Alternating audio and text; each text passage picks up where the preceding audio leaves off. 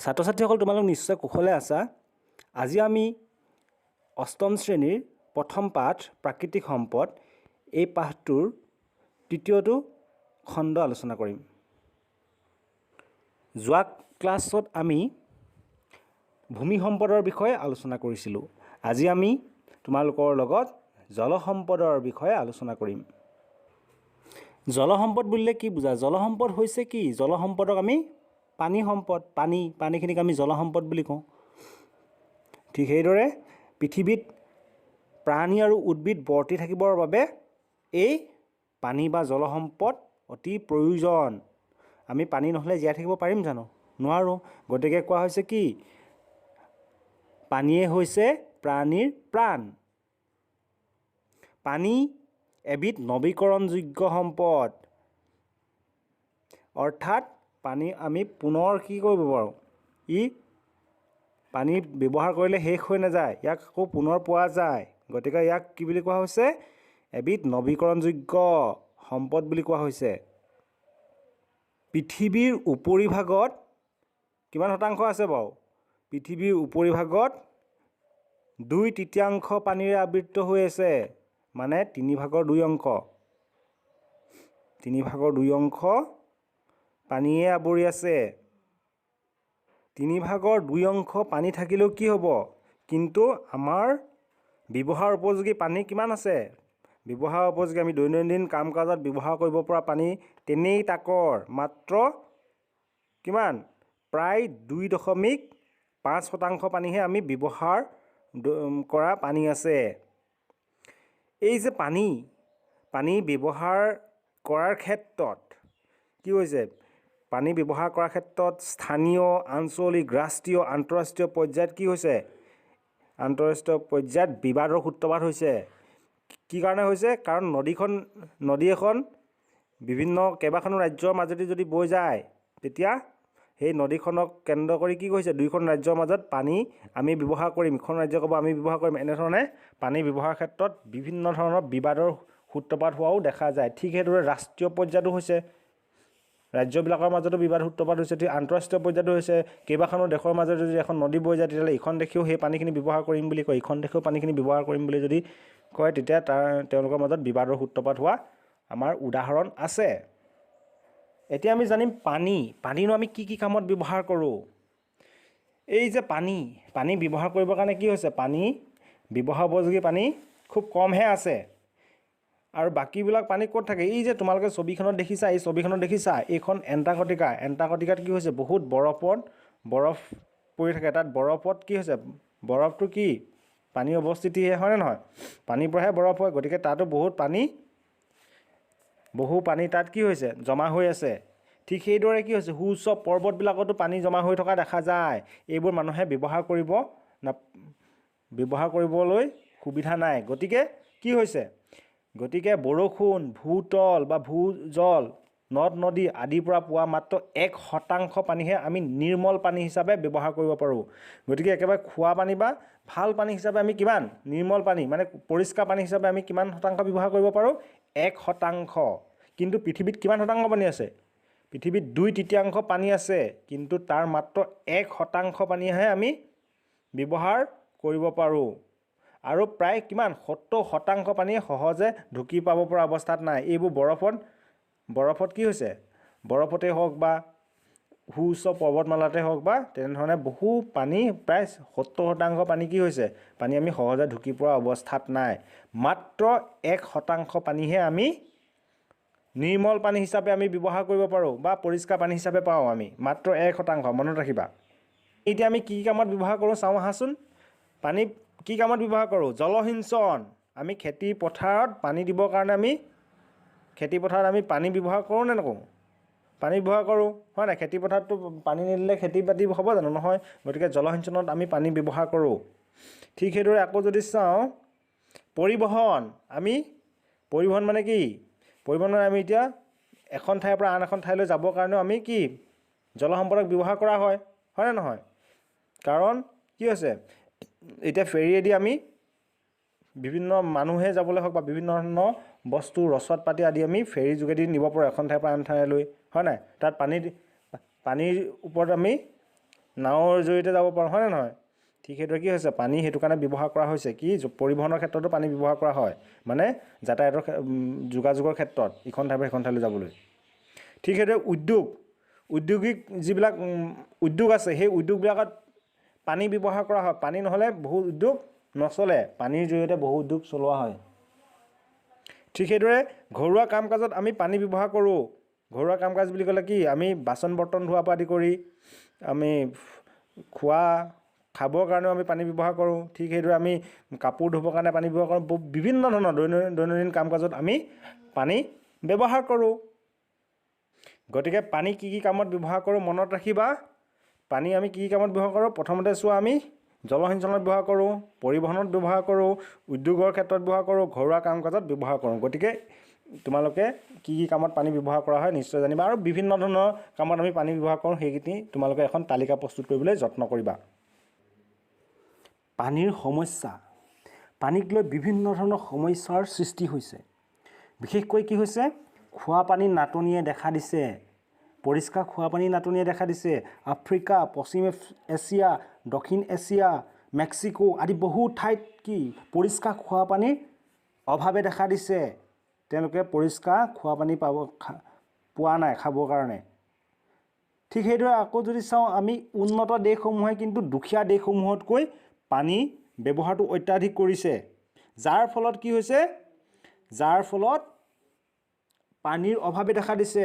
এতিয়া যদি আমি গড় হিচাপে চাওঁ, পশ্চিমীয়া যিবিলাক ধনী দেশ আছে, সেই দেশবিলাকে দৈনিক 300 লিটাৰ পানী ব্যৱহাৰ কৰে। কিন্তু তাৰ বিপৰীতে আমাৰ ভাৰতৰ মানুহে মাত্ৰ 25 লিটাৰহে পানী ব্যৱহাৰ কৰিবলৈ সুবিধা পায়।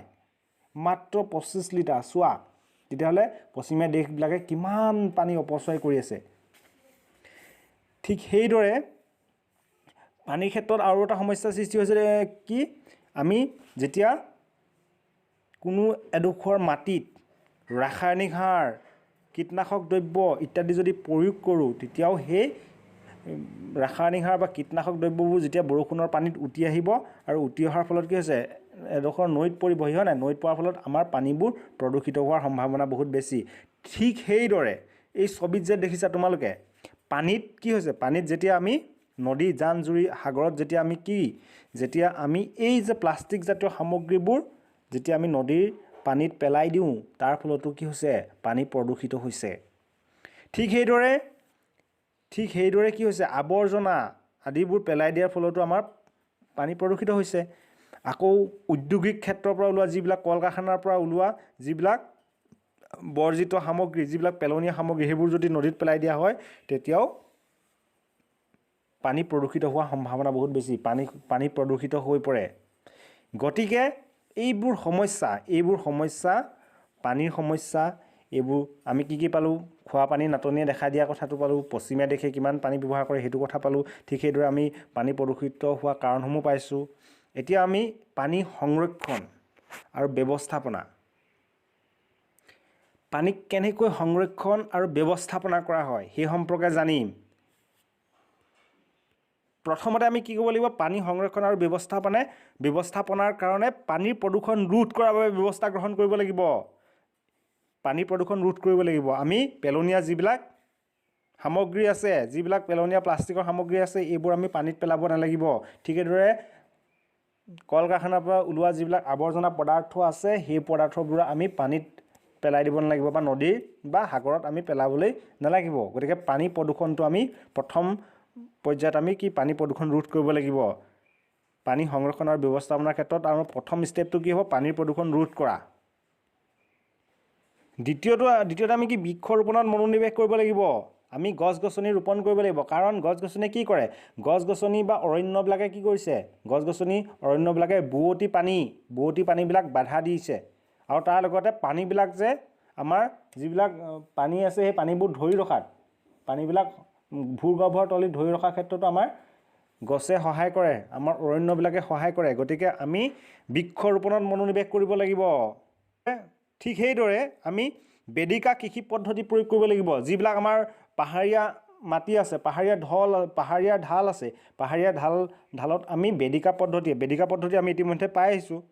খাচ কাটি যে খেতি কৰা পদ্ধতি, সেই বেদিকা পদ্ধতিৰ জৰিয়তে আমি খেতি কৰিব লাগিব, যাৰ ফলত কি হৈছে আমাৰ পানীবিলাক ধৰি ৰখাত সহায় হৈছে নাই? এইবিলাক খাজ কাটি কাটি খেতি কৰাৰ ফলত পানীবিলাক খাজবিলাকত ধৰি ৰখাত সহায় কৰিছে, পানী সংৰক্ষণ কৰাত সহায় কৰিছে, হয়নে নহয়? আৰু লগতে আমাৰ কি খেতি আমাৰ কি উৎপাদন হৈছে, হয়নে নহয়?